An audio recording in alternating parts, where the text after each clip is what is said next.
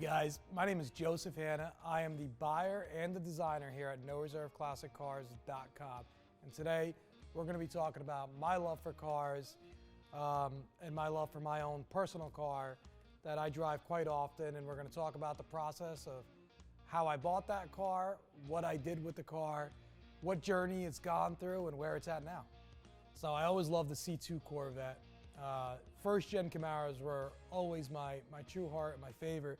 But what I loved so much about C2 Corvettes was they're American, and I feel like they have a slight twist of European design. I almost feel like I'm driving an old XK Jag. I know it's not quite what this car is, but it's got this European kind of exotic car feel to it. Plus, you have the sound and rumble of a muscle car.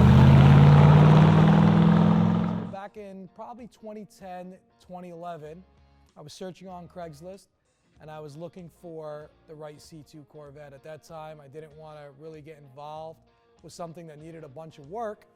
Great price at the time. I think the car was $27,000, which that was a good deal for a C2 Corvette. And the gentleman advertised it as a one-owner, original owner car. And he had some pictures of the car sitting in a barn, and it wasn't too far from my house. It was New Hope, Pennsylvania. So I decided to take my wife, my girlfriend at the time, she was my girlfriend, now she's my wife, and drive to New Hope, Pennsylvania and take a look at it. And lo and behold, I met one of the coolest people. He was the original owners of the car. We're still friends till this day. And it was a true barn find. I mean, it probably had a ½ inch of dust on it. We were able to roll it outside the barn, and in the 90s he had the motor completely rebuilt. It was completely fresh, so it did start and it did run really well. Driving, not so much. I think the brakes were seized up, and the tires were flat. It still had the original polyglass tires on it. I don't know if they were the original, but they were polyglass tires on it, and they've definitely seen their day. So it wasn't ready to be driven yet. But I got excited that I was in front of a true barn find C2 Corvette, and I got to sit there and hang out with the original owner. Told me the whole story of how he purchased the car. We went through the paperwork at the dealership and what car he traded in, and he bought it right outside the war when he was done with the war. And I took it out, I trailered it back to my place, and I started digging in. The first thing I did was I joined the NCRS, bought myself an NCRS book, and the hunt began. I started looking for all the original numbers on the car, which to me was the coolest thing. I was able to find the original numbers on the alternator. The alternator was original. The carburetor was original. Of course, the motor and transmission were original. The Harrison radiator that was in the car, even down to the fan shroud and the fan, and everything was just completely original on the car. So I said, well, what am I going to do? It's an original paint car. I could repaint it, or else I could just make it as a Survivor and drive it around. I like shiny paint. I like shiny paint, and I like good-looking chrome. So as horrible as it was to some of the NCRS members, I had the car completely stripped down. We took off all of the moldings, and I started doing a body-on restoration.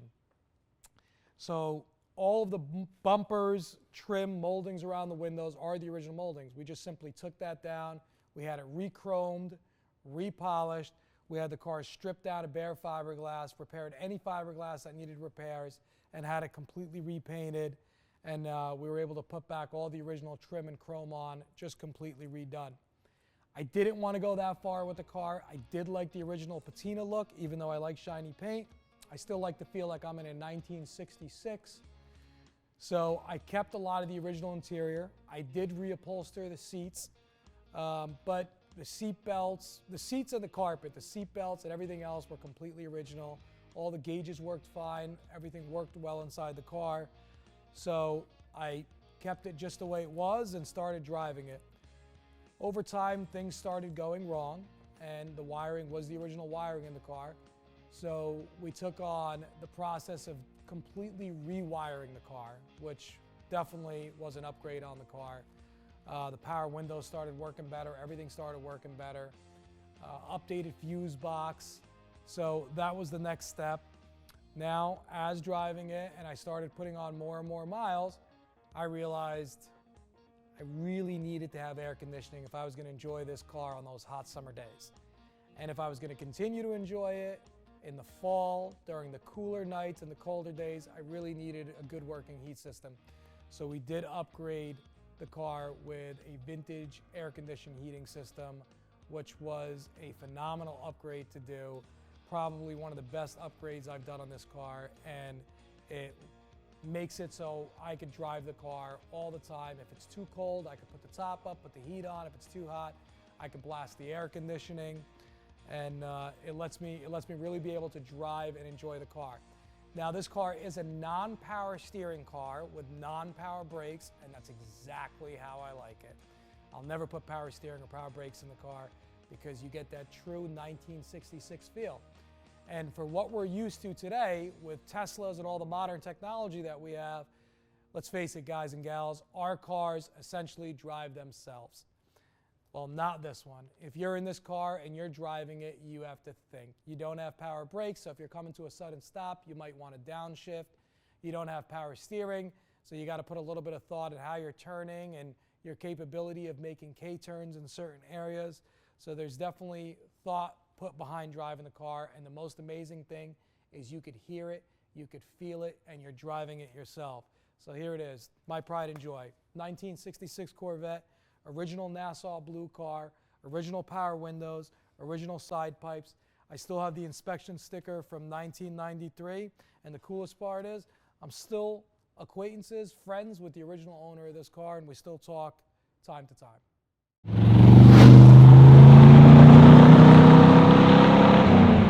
So I've always been a classic car guy, but this car definitely ignited something a little bit more, a passion that I have for classic cars, and today being part of noreserveclassics.com and being part of a company that has the ability to help people all over the world find the cars of their dreams, or what I call them, medication, we'll get into that in a little bit, is cool, right? Because this car has a lot of memories of me. I hang out with my father in it all the time. It was my wedding car. On my wedding day, this is the car that I pulled up in. But it's more about the memories, and it's more about the feeling that it ignites in me, right? So you have a tough weekend and you get into a car like this, a true dream car, and something that's able to really take you back in time. It really is like medication. I'm going back to that for a little bit, and I'll explain that a little bit. On any hard, stressful day, I could take this car out and I could feel 1,000 times better about my day, and all my problems just swoof away. And that's what one of these cars will do for you. If you find the right car and you get it tuned just right for yourself and tuned just right for how you like to drive a car and what type of car makes you feel a certain way, it really truly is like medication. Again, I could take this car out on any weekend, any weekday, and all my problems just swoof away. Taking my father or taking my wife in it is just a completely different experience. But you know, this car definitely ignited that feeling in me, and to be able to be part of a company like noreserveclassics.com, to again be able to help people all over the world find their dream car or have the same passion or ability that I'm able to have is just great to do. So being able to take my old man in this car is just a completely different experience, right? My father's extremely proud of the car. No matter where we are, he has to take a million pictures. No matter how many times he's been in the car, every single time he comes in it, it's like his first time. So being in a classic car and being able to take your mother, your father, a grandparent out in it, you'll notice is quite the experience, right? They're able to kind of remember that time when these cars were everywhere on the road, or you would just see them in a normal mall parking lot. And you know, me, 36 years old, I obviously don't remember when these cars were brand new, but I take my father out, or I take a aunt or uncle out in it, and they remember when this was just a car, and it brings them back to a certain time, right? A certain time that I'm trying to imagine how it feels being in that time. So again, taking out a parent or grandparent or aunt or uncle or somebody that's more in tune with the time when these cars were just regular cars is a different experience all on its own. Driver car. A true driver car to me is something is a car that you could get in and truly be able to feel the car, right? We get into one of our newer cars and there's just so much technology inside the car. They're all automatic these days. You can't even hear the exhaust.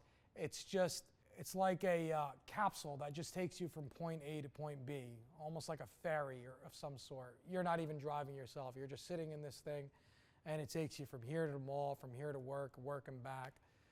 You might put on some music, listen to some music, but that's just about the best enjoyment you get out of a lot of these newer cars. Driving a 1966 C2 Corvette, that's mainly all original, that's a true driver's car. Or even if this had an LS motor in there, some sort of updated fuel injection motor, still a true driver car. Why? I'm able to feel the gears, I'm able to shift through the gears, I'm able to really truly feel the brakes, and when it's stopping the car, I could feel the drivetrain, I could hear the engine out of the side pipes in the exhaust. I could feel the steering wheel, that old 1966 wood steering wheel when I'm making a K-turn or putting it inside my garage. And when I'm just shifting 1 through 4, it's a 4-speed transmission driving down the highway, I could truly feel every single gear rumble on my seat. And it is just an absolutely amazing, outstanding experience. I think just like classic cars, it goes for a lot of things in life. Just the journey that you have to go through with it, and just having the tenacity to push through all the way to the end, and just understanding that the imperfections within that journey or with that car is truly what makes it perfect, right? So, you know, you drive a classic car and it's normal that you get stranded on the road. They're old and they have things that go wrong with them, but it creates a memory. And that certain journey kind of relates back to everything we do in life, right? It's all about the journey. It's all about the bads and the goods, right? It's all about just pushing through, being persistent, and really following through with your dreams and getting to the end goal. Always seeing that neon sign light at the end of the tunnel and just keep pushing through to get to that. And that's again, just like a classic car, I think that counts for a lot of things in life, right? A lot of things in life is all about pushing through and being persistent and just finding what you love, doing what you love, and sticking with what you love. And that's what this company has meant to me. That's how this company was built. It was built based on passion. It was built based on doing something that you truly love. And even when times were bad or times were good, it didn't matter. It was all just part of the journey. The coolest thing for me about this car was the journey that it went through with me, the journey that it went through before me, and where it's at right now, and the fact that it's living again. It's living again back in its former glory. I'm sure it looks very similar to the day it rolled off the showroom floor in 1966. But I think getting it here, getting it to this point, or getting it at the point where it was just right for me was the funnest part for me. I had many days where I was stranded on the side of the road for it. I had many days where I wanted to take a hammer to the windshield, but it was that created memories. It was being able to go through the ups and downs of this car and get it to this point that I'm so proud of. It was that really makes the car special for me, really makes it part of my family. And I think that's the most important thing in anything. If you pay most attention to the journey and realize that the imperfections in something are what make it perfect, like this car, then you realize that it was all for a good cause and it was all for exactly what you wanted and loved more than anything.